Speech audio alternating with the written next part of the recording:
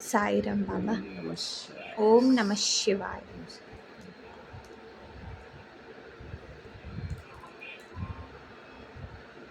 కటాక్షము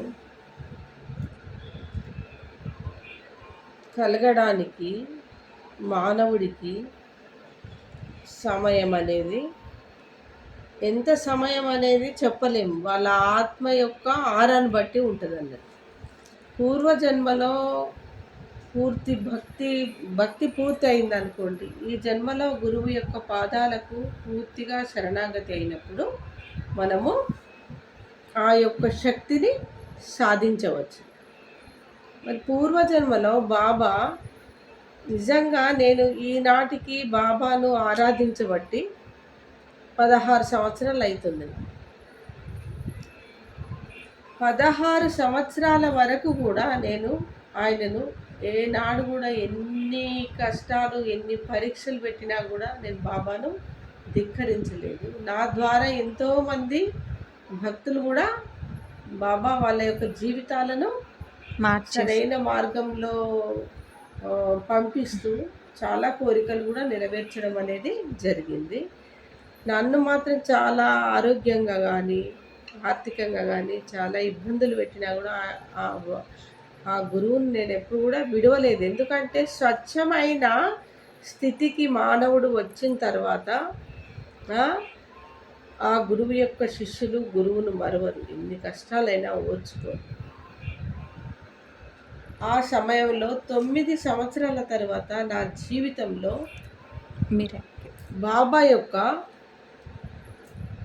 కటాక్షం అనేది చూపించండి, మిరాకిల్ చూపించండి. అంటే ప్రజల యొక్క జీవితాలలో ఎన్నో మిరాకిల్స్ జరిగినాయి. నా దగ్గరకు వచ్చిన భక్తుల ఇళ్ళల్లో కూడా ఎన్నో మిరాకిల్స్ జరిగినాయి. బాబానంత స్వచ్ఛంగా ఒక గురువును, బాబానే కాదు, బాబా ప్లేస్లో ఏ గురువు ఉన్నా కూడా ఎంతటి సిద్ధులను ఎంతటి మిరాకిల్స్ చేయగలుగుతాడో నా జీవితంలో నాకు అనుభవం అయినాయి. నాకు దాంట్లో 9 సంవత్సరాల తర్వాత నా యొక్క జీవితం యొక్క పూర్వజన్మ యొక్క రహస్యాన్ని కూడా బోధించిండు బాబా. లక్ష్మీబాయి అన్నాడు బాబా అని. అందుకే నేను ఏది చెప్పినా కూడా 16 సంవత్సరాల నుంచి 9 9 9 అన్న పదాన్ని నేను వదలలేదు. నాకు ఏ దీపారాధన కానీ రోజులు కానీ ఏ పూజలు కానీ 9 అన్న పదంతో స్టార్ట్ అవుతుంది. ఆ 9కి నాకు ఎంత అనుబంధం ఉన్నదో బాబావారు వచ్చి నా జీవితంలో 9 సంవత్సరాల తర్వాత నా యొక్క జన్మ రహస్యాన్ని బయట పెట్టినప్పుడు నాకు అర్థమైంది. ఆయన అప్పుడు నాకు పాదసేవను కూడా ప్రసాదించిండట బాబా. అందువల్లనో ఏమో తెలియదు కానీ ఈ జన్మలో నేను నిజంగా ధ్యాన స్థితికి వెళ్ళగలిగింది ఆయన వల్లే. ఫోటోలో దశావతారాలు కనిపించింది ఆయన వల్లే. అసలు సత్యాన్వేషణ జరిపించి ఎన్నో సత్యమైన మాటలను పలికించింది ఒక గురువే నాకు. తర్వాత నేను ధ్యాన స్థితిలో ఉన్నప్పుడు ఒక గురువారం రోజు బాబా వారు నా పక్కన కూడా రావడం అనేది జరిగింది.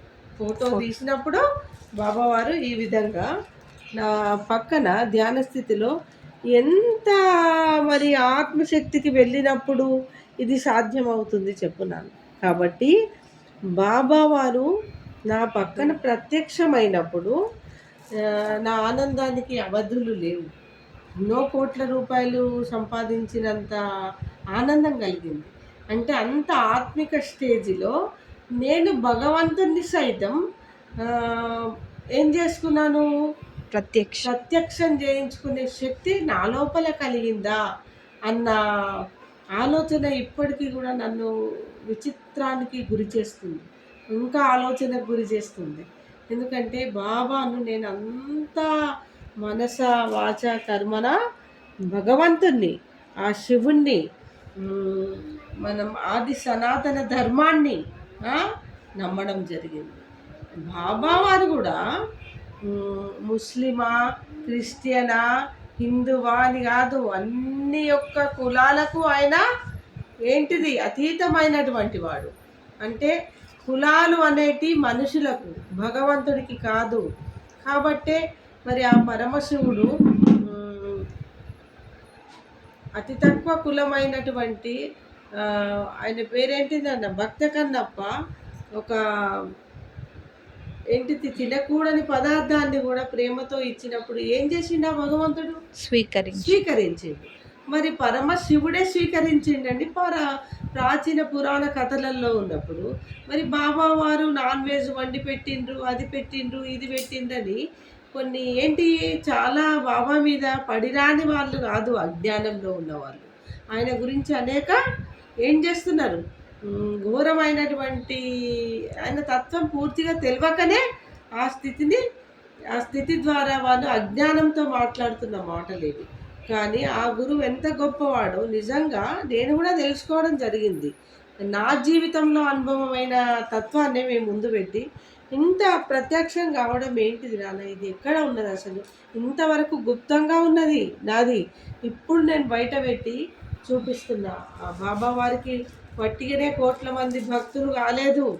ఎందుకంటే ఆయన ఎవరో మున్ముందు మీ అందరికీ కూడా అర్థమయ్యే రోజు కూడా రావడం అనేది జరుగుతుంది. సాయి.